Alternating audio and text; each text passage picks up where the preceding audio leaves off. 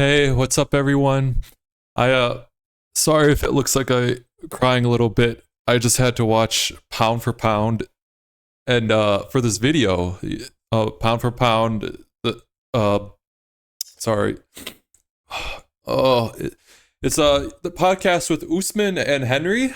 Uh, yeah, I had to watch that a little bit, and as you could tell, it was hard on me, for obvious reasons. But I'll get through it. I'll get through it for this video. So, Belal Muhammad has come out and said that it got physical on the podcast, or that Usman tried to get physical with him. Now, before I get into anything here, I'll just tell you guys we'll watch what Belal said, and then I'll show you a few clips from this podcast. Be warned, you might cry as well, just like me, or at least tear up a little bit. But in the podcast, I'll show you all a couple annoying moments of Usman being a complete narc and interrupting the guests that they have on there. And they had Umar Nurmagomedov, and he just kept getting, he would say his side of the story of whatever question he was asked, and then Usman would just make it about himself. And then we'll get into the end of what Usman says about Belal and how Umar completely shuts him down. Now, granted, every single person here, including Umar, Marty, Belal, and Henry, they all share the same manager, who is definitely not involved in any illegal activities from the early 2000s. They all have the same manager, so this could all be manufactured. Most likely is. If this video, they need to release the tapes, okay? If the video of Usman and Belal is not released, then it was real. Then it was real, all right? So let's quickly show what Belal says here. What was great was that Umar, for those of you who didn't see it, there was some discussion. I just was focused on what Umar said. I don't really know what anyone else said, but Umar, as he was working through his English, you could see on his face, it was very clear to him that he just couldn't get enough words out about the actual welterweight champion holding the throne at this time. So it was nice to see some loyalty out of your boy Umar, huh? Yeah, it was good, man. It was funny to see because, like I said, that podcast kind of sucks, but they do have some good guests on there, right? And we made an appearance on there, so it was fun. I'm hoping that they bring out the episode. It was a good one. Yeah, I wonder if they'll bring out the episode. Belal, his trash talk is getting kind of funny. How he just passively is like, yeah, the podcast isn't really that good, but this part they should really.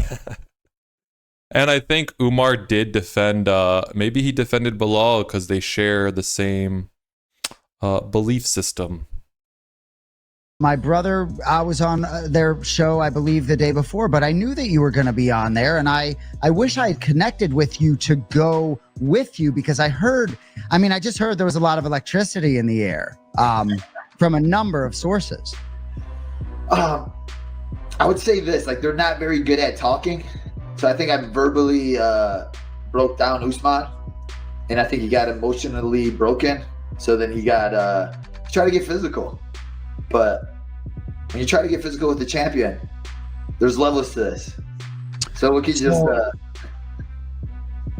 we'll just say that. Yeah. I don't really know what to say. I believe the former champ tried to get physical with the current champ, and it was outside the octagon. So I guess we've cracked open a little things. Lou Taylor was. That was about it. That's all he said. He emotionally broke down Usman because he says Usman and Henry don't have good talking or social skills. And so he broke down Usman pretty quickly, and Usman got angry and got physical.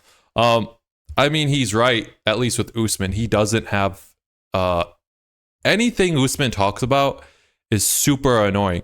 His wife could say, "Sweetie, can you pick up milk at the grocery store?" This will be Usman. Yeah, I'll go get that milk.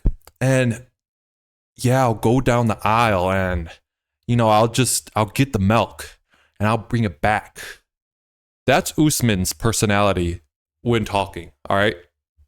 So let's get into the interview here with Umar. Now, I've saved some clips. I've saved some timestamps in my like 8-year-old phone here, but I'm just gonna start the beginning, the first minute, to really show you guys how amazing their personalities are and kind of what Belal is talking about.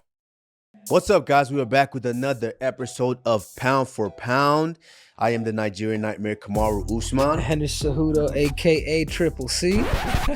Guys, unfortunately, I know I robbed y'all. Two guys. I robbed y'all. I can't see the guns today.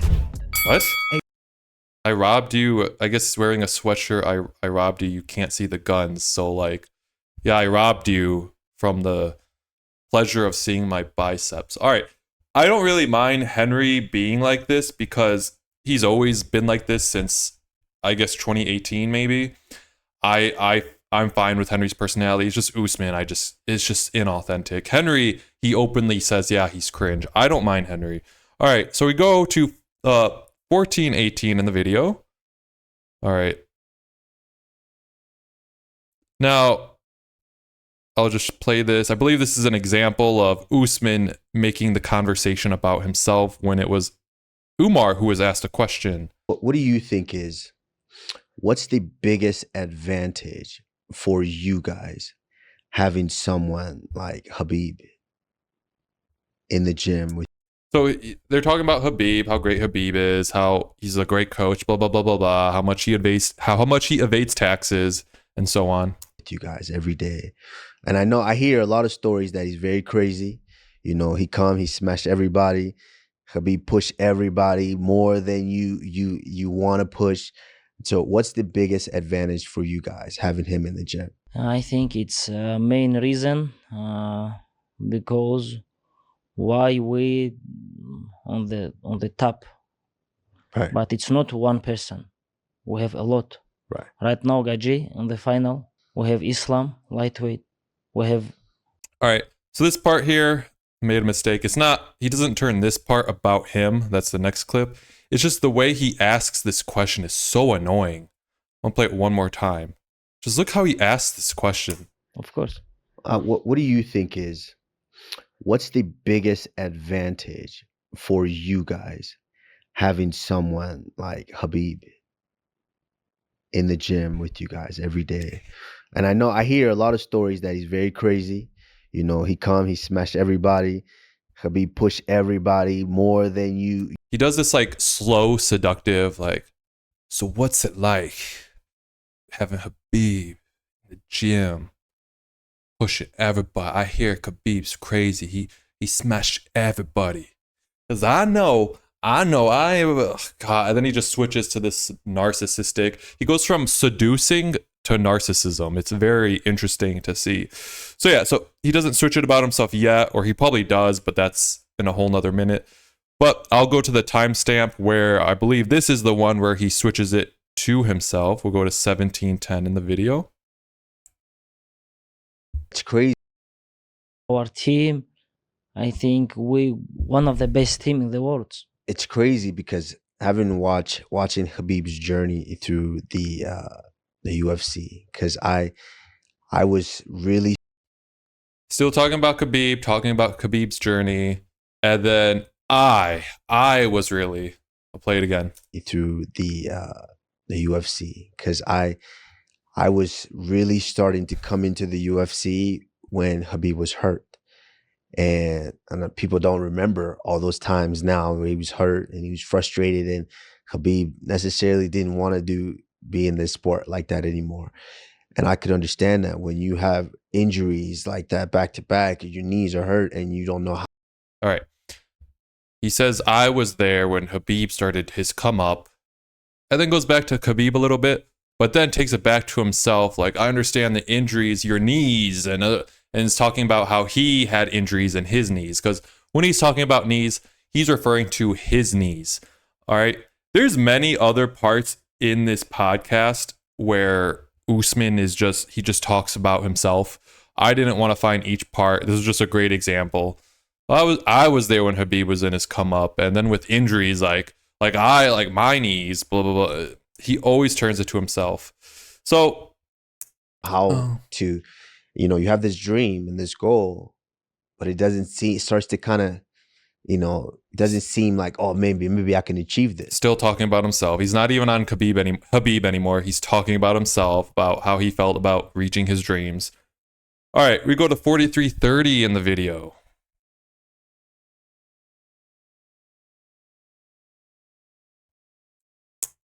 And then, no, it's not champion style. I love the way you said it. When you're the champion, you are the boss of the division. I am the boss of the welterweight division. I took a little break, 2 years break, relax, take care of my body a little bit. Next year I will come back. Inshallah, I will show these guys I'm still the boss. And But inshallah, right now, and inshallah. sorry, brother, but right now you're not. Bilal. Sorry, brother. All right. Inshallah, I think means God willing. And again, Usman quickly makes it about himself. Umar here starts laughing and is like, but you're not the champion. So like I said, it's cool. Umar has Belal's back. They all have the same manager. So it could be because Umar and Belal are friends, or maybe they've never talked and it's just because they have the same belief system. But I'll continue this. Belal Muhammad right now. Oh, Boss, brother. Damn, Look, you know look, he them. got me Right. and you now, Kamaru. Brother, This guy, Look at this that. guy You have to worked for me. brother, you have to believe. This guy worked for me. Now you're saying this guy worked for me. Why does Belal work for you? He dumped Leon Edwards on his head, the guy who made you a meme, and then beat you again after making you a meme. This guy, brother, listen, this guy, Usman delusional guy, this guy, on a 3-fight losing streak, this guy, and he runs the 170-pound division. Okay. Yes, you have to believe you, boss. You have to believe this. And I have to believe me too. You have to too. Everybody have to believe ourselves. But for right now, Belal the champion. He worked for me. he will come tomorrow, right? He worked for me. Yes, this guy worked for me. So it's okay. Yeah, so it's confirmed Belal did come the next day, and they might have had a little tussle. So I'm going to go back. Usman's saying, like, you have to be the boss of the division, and he says how he's the boss of the 170 division. He hasn't been the boss of the 170 division since, was it like early 2023? He no deserve, this deserve. No. Right. And then, no, it's not champion style. I love the way you said it. When you're the champion, you are the boss of the division. I am the boss of the welterweight division. I took a little break, 2 years break. He even says, like, 2 years break, went up to middleweight, lost that fight too. I know people make excuses for Usman, saying the second fight was close with Leon. Leon cheated, grabbed the fence. The first fight, he was winning until the very end. The Hamzat fight, he came up on short notice in a division above his own. But I don't think he beats Belal. And he's doing trash talk here to build up the fight. It's just very, just look at his face now. Why does he have to be so animated? Like, just talk normal. I have time stamped here, 8 minutes and 58 seconds. I forget what that was. Let's check it out. It's probably him making it about himself again. Let's see. Tough, and I think this guy can beat anybody in bantamweight division. All top 10, like, I think he can beat. Even Mirab, for Mirab and for Omeli, I think this is a big challenge. I agree.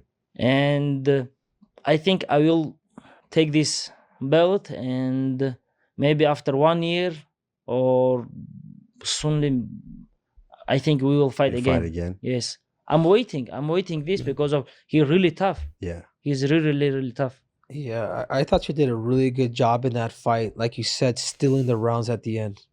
And when I kept watching the rounds, I'm like, man, this guy tactically, he understands the game of competition, because it was every last 20, 30 seconds, boom, the takedown was coming in because the rounds were so close.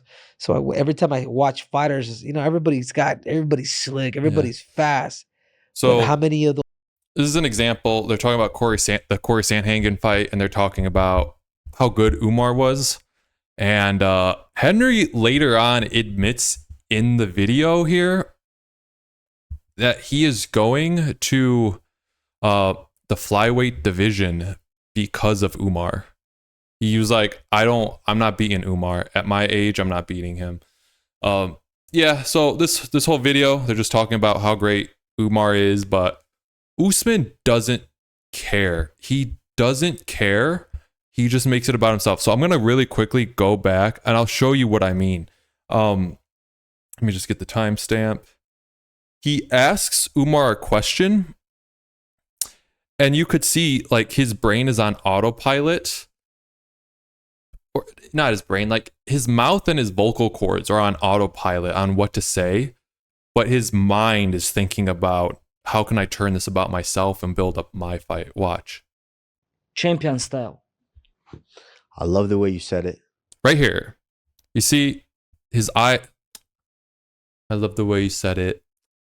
He's not even looking. He's just thinking, what can I say about myself? He is so not, I don't know why he's on this show.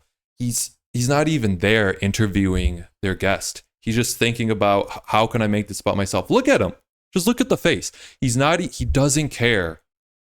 I like the way you said it. Watch. When you're the champion, you are the boss of the division. He doesn't even look. You're the champion. You're the boss. He's just thinking and his hand is already his hand involuntarily is trying to go towards himself. He doesn't care about the guests on the show. I am the boss of the welterweight division. I took a little break, 2 years break. All right. So yeah, that's it for this video, guys. Release the tapes. I really hope they release the podcast with Belal and Marty from Nebraska. I want to see it. If they don't release it, then I guess it was a legit real thing. And it's like they all had the same manager. They agreed to get all of them together on this podcast. Belal has the same manager as Usman. Let's build up the fight. Probably they talked about building up the fight, and Usman just couldn't keep it together because he's an emotional little child. And then they had a physical encounter, and now they won't upload the podcast, even though it will be the most viewed podcast in history. But yeah, I guess they don't want to build up their fight. The podcast has still not dropped. Like, let's see.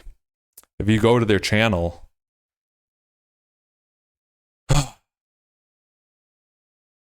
Welcome to this other episode of. Oh. Yeah, this was 2 days ago. Give it another day. If they haven't released it, they're just not releasing it. I don't know. Yeah, what a horrible duo. Henry and Usman. What I see, like, they have some with some views that are not high. Who watches these videos? Like, why would you watch this? I don't know. All right, guys. Oh, I think I changed. You guys don't see it, but let me change it back. Yeah. Like 144, that's good. But then there's some like 28K. Like no one cares about Burns versus Brady. Henry versus flyweight, no one cares. Edgar Berlanga, who knows who that is, that a boxer? They have some videos with very low views, but then some with a decent number of views. But for two people, like a triple champ, and then arguably the GOAT of the welterweight division, and that's all they pull in. With these numbers, you can tell how their pay-per-view sold. Probably not good. So yeah, that's it for the video, guys. Feel free to like and comment and subscribe or dislike, and I'll see you guys in the next video.